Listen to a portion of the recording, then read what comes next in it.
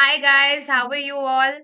तो दिसंबर आ गया है। आई थिंक आप लोग को धक धक चालू हो गई होगी कि भाई बस अब नेक्स्ट मंथ एग्जाम है, 1 महीना बचा है, क्या करें।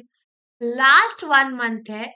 Still you guys have a lot of time to properly plan your studies and properly implement the plan and to follow the plan ताकि आप लोग के टारगेट्स पूरे हुए। ओके, सबसे पहले तो लाइक सब स्टार्ट करने के पहले सबसे इम्पोर्टेंट रहता है आपका एक पॉजिटिव माइंडसेट होना, आपकी मेंटल हेल्थ का सही होना। बिकॉज अगर आप मेंटली स्ट्रगल कर रहे हो to like hit your targets, and target hit करना तो एक थोड़ा सबके लिए डिफिकल्ट होता है, टारगेट हिट करना is not the problem, but अगर आप उससे सेटबैक हो रहे हो, उससे आपको बुरा फील हो रहा है कि मैंने फुलफिल नहीं करा, इट्स ओके।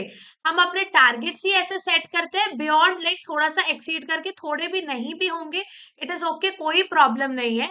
आप लोग को एक पॉजिटिव माइंडसेट से आगे बढ़ना है, एक प्रॉपर प्लान बना के आगे बढ़ना है। टिल डेट अगर आप वेगली पढ़ते आ रहे थे बिना किसी प्लान के, तो it is of utmost important कि आप 30 डेज को अच्छे से प्लान करो।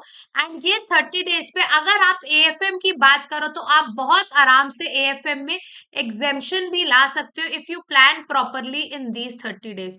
आईसीआई का अभी ट्रेंड बहुत अच्छा चल रहा है एएफएम पेपर देने का, बट उस प्रिडिक्शन से हम आगे की प्रिपरेशन नहीं करेंगे कि आगे भी इजी आएगा। एएफएम इज अ सब्जेक्ट जिसमें ऑल चैप्टर्स का coverage is very important, very very important. आप एक भी चैप्टर मुझे बोलोगे मैम हम छोड़ सकते हैं, मैं बोलूंगी नहीं। हर चैप्टर से इक्वली ज्यादा अच्छे मार्क्स का आ रहा है, 10-10 मार्क्स का। आप देखो लास्ट अटेम्प्ट पे म्यूचुअल फंड बिजनेस वैल्यूएशन जैसे चैप्टर में, जिससे हम बोलते हैं 6 से 8 मार्क्स का आएगा, एक एक क्वेश्चन आएगा, उन चैप्टर से भी 12-13 नंबर 15 नंबर के क्वेश्चंस आए हुए हैं।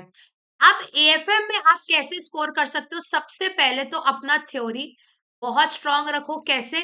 20 मार्क्स आपकी पॉकेट में होंगे। यूजुअली आपका 12 से 16, 16 से 20 मार्क्स का आता है। बहुत इजीली 20 मार्क्स अंदर होंगे। अब आप बोलोगे मैम थ्योरी कैसे प्रिपेयर करें? आप लोगों के लिए थ्योरी के लिए मैंने यूट्यूब में रिविजन वीडियो प्लस उसके चार्ट्स अवेलेबल करवाए हुए हैं, ताकि आप लोग को बिल्कुल प्रॉब्लम ना जाए और ऐसे ना बिल्कुल रट जाएगी आपको थ्योरी, पता भी नहीं चलेगा। सो ये 20 मार्क्स की प्रिपरेशन आपको एज देगी। साथ ही में आपको एमसीक्यू प्रैक्टिस एवरी डे करने हैं विदाउट फेल। अब आप बोलोगे मैम लास्ट लास्ट मोमेंट चल रहा है, हम डीमोटिवेट हो जाते हैं, एमसीक्यू प्रैक्टिस करने से हमसे तो नहीं होता। नहीं भाई, क्या डीमोटिवेट होना, जो नहीं बनेगा आप सीखोगे ना। रोज 10-15 मिनट डाल के 5-10 एमसीक्यू प्रैक्टिस करो। अगर आप खुद से नहीं कर पा रहे हो, टेलीग्राम में एमसीक्यू चैनल बना हुआ है जिसमें ऑलरेडी एवरी डे एमसीक्यूज डलते हैं। बहुत इजीली चैप्टर वाइज आपकी एमसीक्यू प्रैक्टिस भी हो जाएगी, आपको पता भी नहीं चलेगा। एएफएम थोड़ा हैवी सब्जेक्ट है, but it is just application based. अगर आपके कॉन्सेप्ट बहुत क्लियर है, कॉन्सेप्ट क्लैरिटी है, नहीं है अभी भी सीख रहे हो, प्रॉपर प्रैक्टिस कर रहे हो, वो भी नॉर्मल ओरल प्रैक्टिस नहीं, obviously writing practice. So nobody can stop you to clear with exemption.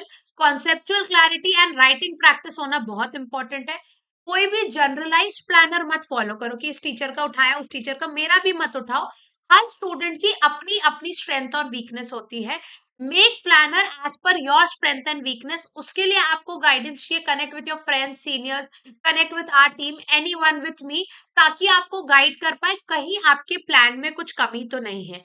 इसके साथ बहुत इंपॉर्टेंट है, अभी देखो मैं हर बार बोलती थी 3 मॉक, कंसिडरिंग 1 मंथ है, आप अगर 2 मॉक्स भी प्रैक्टिस करोगे पर subject that is more than enough, but उससे कम पे तो नहीं चलेगा यार। अभी भी कई लोग ऐसे मैम ग्रुप 1 ग्रुप 2 हम एक सब्जेक्ट कर लेते, 2 का एग्जामेशन आ जाएगा। नहीं भाई, now is the time. December is the do और डाई सिचुएशन, डिसाइड अभी करो, आगे बढ़ो। अब आप और लिंगर ऑन नहीं कर सकते हो अपने डिसीजन लेने पे। सारे क्वेश्चंस जैसे मैंने बोला, सारे चैप्टर प्रिपेयर करना बहुत इंपॉर्टेंट है। वैसे ही एमटीपी, आरटीपी एंड आपका पास्ट पेपर का कवरेज होना बहुत इंपॉर्टेंट है। मेरा जो एक्सप्रेस बैच चल रहा है उसमें तो हमने सब कवर करा हुआ है। नाउ इट्स टू लेट आप बैच लो, बिकॉज ऑब्वियसली क्लासेस लेना is a hassle, but ensure past 3 attempts के आरटीपीज एमटीपीज पास्ट पेपर इतने आप कवर कर लो। जो भी क्वेश्चन बैंक्स आप प्रेफर कर रहे हो, आई एम अज्यूमिंग सब में यूजुअली रहता है। So trust the process and आगे बढ़ो, डरो मत, बट प्रैक्टिस करो, एमसीक्यू प्रैक्टिस करो, थ्योरी पढ़ो। रोज आप चार्ट रिविजन करो, चार्ट्स भी हमने यूट्यूब में डाले हुए हैं, बिकॉज एवरीडे फॉर्मूलाज रिकॉल करोगे, एग्जाम डे तक आपको बहुत अच्छे से ही याद हो जाएंगे।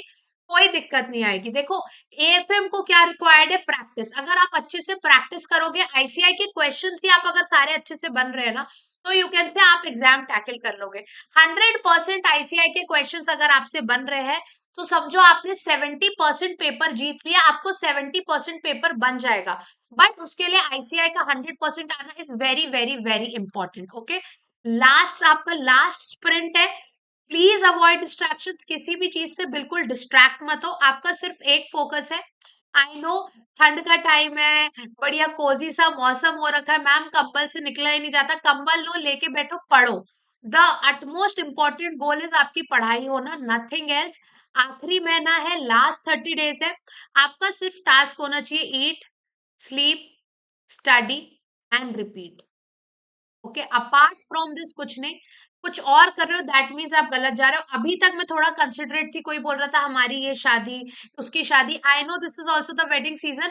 अगर आप दूसरों की शादियों में जाते रहोगे ना, तो आपकी खुद की शादी लेट हो रही है, आप समझ रहे हो, आप अपनी शादी को डिले कर रहे हो। So it is very important, last month है, प्लीज फोकस करो। मैं बार बार ये बोल रही हूँ, कोई भी डिस्ट्रैक्शन है, I know it is very very difficult, but you have your faculties, connect with them, help मांगो, there is no problem in asking for help। and यार जैसे खाने की बात निकली, प्लीज लास्ट मंथ है, ठंड का टाइम है, कुछ भी ऊपर टांग बाहर का खाना पीना बंद करो, हल्के हल्के छोटे छोटे मील्स लेते रहो, ताकि नींद भी कम आए, ठंड में वैसे भी नींद ज्यादा आती है। So guys, I would just conclude by saying specifically about AFM, अगर आपको एएफएम में अपना एग्जेम्पशन 75 प्लस मार्क्स लाने ही लाने हैं, आपकी दो तीन चीजें हैं, theory coverage, MCQ practice, past के मतलब सारे आईसीआई के क्वेश्चंस कर लो, और इसके साथ एमटीपीज आरटीपीज, और ऑल चैप्टर कवरेज। मतलब आपको कुछ छोड़ना ही नहीं है, एएफएम ऐसा सब्जेक्ट है, बच्चे होते हैं आईआरआरएम आईएफएम उड़ा दिया, नहीं भाई, कुछ नहीं छोड़ना। कहीं क्वेरी है मेरे से कनेक्ट करो, आई विल गाइड यू कैसे आगे बढ़ना है, बिकॉज हर एक चैप्टर बहुत इंपॉर्टेंट है। मैं आपको एक छोटा सा पेपर एनालिसिस दिखाती हूँ, जो मेरे स्टूडेंट्स के लिए रहता है। एक सेकेंड, एक सेकेंड। ओके, देखो आप देख सकते हो हर चैप्टर से नीचे आपका थ्योरी मार्क्स कितने से आ रहा है, और यहाँ पे आपका प्रैक्टिकल मार्क्स कितने से आ रहा है, हर एक चैप्टर से कितना कितना आ रहा है वो मैंने दिया हुआ है। लास्ट अटेम्प्ट पे आप देखो, आपका म्यूचुअल फंड 11 मार्क्स का था, प्लस म्यूचुअल फंड में 6 मार्क्स के एमसीक्यू भी अलग थे, एंड साथ ही साथ आपका देखो बिजनेस वैल्यूएशन 13 मार्क्स का था। तो म्यूचुअल फंड जैसा चैप्टर कितने मार्क्स का हो गया, 17 मार्क्स का, एंड बिजनेस वैल्यूएशन जैसा आपका 13 मार्क्स का हो गया। तो आप समझ सकते हो एक एक चैप्टर कितनी ज्यादा इंपॉर्टेंस होल्ड करता है। अब अगर आप बोलो मैम हम ये छोड़ जाए वो छोड़ जाए, नहीं भाई, एएफएम में कुछ मत छोड़ के जाना, फोकस करो, प्लानर बनाओ, आगे बढ़ो, एंड कुछ भी प्लानर में भी हेल्प लगे, आई एम ऑलवेज हियर। अभी अपन मिलने वाले हैं मुंबई मैराथन में, so guys okay, see you there. जो भी मुंबई वाले हो प्लीज आना, it will be fun, it will be an interactive session.